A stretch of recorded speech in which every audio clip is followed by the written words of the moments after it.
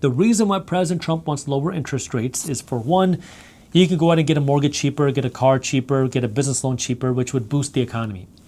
Number two, banks and institutions can borrow money cheaper, and that would pump up the stock market. And number three, the United States is sitting on about $39 trillion worth of national debt. And this debt is becoming more expensive, not just because you're accumulating more debt, but because the interest rate on that debt keeps going up as interest rates go higher. So it would give the ability to the government to refinance that debt at a lower interest rate. Well, President Trump has said time and time again that he wouldn't have appointed Kevin Worsh unless he would agree to cut interest rates. Now Kevin Worsh is saying something different on his first day on the job. He's saying, yeah, President Trump never asked me to actually cut interest rates. He never asked me to actually commit to cutting interest rates. So we're starting to see a little bit of a deviation over there. The reason why this is so significant right now is because when you cut interest rates, yes, you can boost the economy, but the consequence is inflation.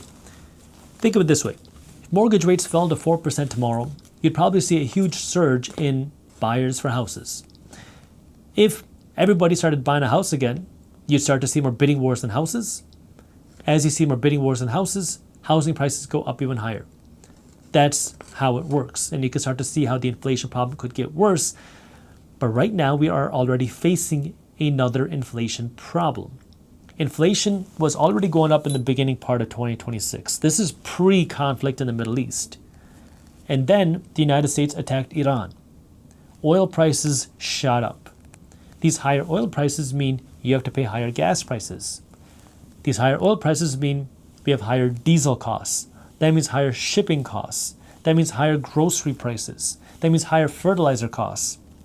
So inflation is growing significantly. And as the prices of things are growing significantly, incomes have not been keeping up.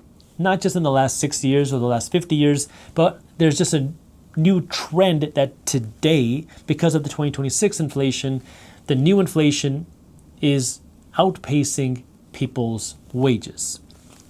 So the concern would be if Kevin Worsh came in and said, I'm going to stimulate, I'm going to cut interest rates, and I'm going to print money.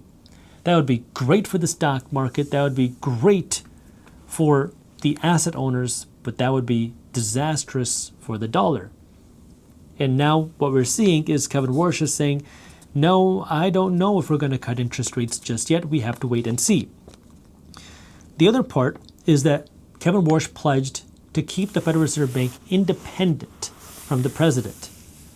Some months ago, President Trump floated the idea of getting rid of Federal Reserve Bank independence. The idea being that the Federal Reserve Bank would consult with the president on what decisions they should do with money printing and interest rates. Kevin Worsh says, no, that's not going to happen.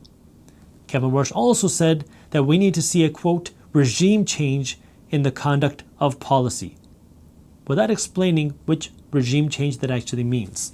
Now, what is he talking about regarding the conduct of policy? We don't exactly know. Could it be policy on encouraging people to lend money to the United States government? Could it be policy on how the government spends money? Could it be policy on how the government raises taxes? A lot of uncertainty here. But the thing you want to understand is that Kevin Worsh, up until now, has said that he's going to do things his way, not President Trump's way. At the same time, President Trump says that we're going to have lower interest rates coming. President Trump says that we're going to have more stimulus coming. President Trump says that the Federal Reserve Bank is going to do what he says. So we're hearing some conflicting pieces of information. But at the end of the day, it doesn't matter what Kevin Worsh says or what President Trump says. What matters is what the Federal Reserve Bank does. Because in order for the Federal Reserve Bank to make a decision on interest rates, to cut interest rates or raise interest rates, it has to be a majority vote by the Federal Reserve Bank. And there are 12 voting members at the Federal Reserve Bank, which means if the chairman at the Federal Reserve Bank, Kevin Worsh, wanted to cut or raise interest rates, we need at least 7 people at the Federal Reserve Bank to agree to that decision. Well, here's why that is so important. The previous chairman at the Federal Reserve Bank, his name was Jerome Powell, he got a lot of heat from President Trump for not cutting interest rates. It got to the point where the Trump administration actually opened a criminal investigation on Jerome Powell. Well, Jerome Powell's term just expired on May 15th, and he said that he's going to step down as the chairman of the Federal Reserve Bank, but he's not going to leave the Federal Reserve Bank. He's going to stay one of the voting members until this criminal investigation is long behind him. So while Jerome Powell is no longer the head of the Fed, he is still a voting member at the Fed. Why does that matter? Because he might still vote not to cut interest rates, depending on how things change in the economy. So in order for any decisions to be made at the Federal Reserve Bank, we need that majority vote. And Kevin Worsh is just one vote in whatever direction that he wants to go. Now, the other interesting thing about Kevin Worsh is that he has worked at the Federal Reserve Bank before. He was at the Federal Reserve Bank during the 2008 crash time. During that time, when the economy crashed around 2008 to 2012, the Federal Reserve Bank was led by a guy named Ben Bernanke. And at the time, the Federal Reserve Bank was printing money to fund quantitative easing. Remember all the stimulus checks that were going out during the 2008 to 2012 time? And the Federal Reserve Bank cut interest rates very low to stimulate the economy. Well, during that time, what Kevin Worsh said was the Fed is making a mistake. We should not be cutting interest rates. We should not be printing money. We are going to cause hyperinflation. We are going to destroy the value of the dollar. So he was one of the dissenting opinions, one of the opposite opinions during that time in the 2008 to 2012 time. This has a lot of people thinking maybe he's going to try to save the dollar and not stimulate the economy. That's why there's so much confusion. Because if Kevin Worsh really wanted to save the dollar, well, he would have to do something different than what President Trump wants, because the dollar is facing attack. Right now, the United States government has about $39 trillion of national debt. Right now, the fastest growing expense for the government is not our military, it's not our infrastructure, it's not Social Security, it is our interest payments on the debt. And we keep spending trillions of dollars that we don't have. So we keep racking up our debt here in the United States. Well, Kevin Worsh has a problem. Because on one hand, you don't want to see an economy get hurt, but on the other hand, if we keep racking up more and more debt, people are going to start to have more concerns about the United States dollar. We're going to have more concerns about inflation. We're already seeing more concerns about inflation. And as people have more concerns about inflation and the dollar, they start to lose faith in the dollar. The reason why that matters is because our dollar is not backed by gold or any precious metal. It's backed by a promise that it has value.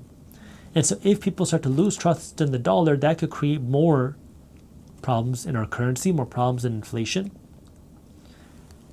So if Kevin Worsh wanted to now try to save the dollar, he has to fight inflation.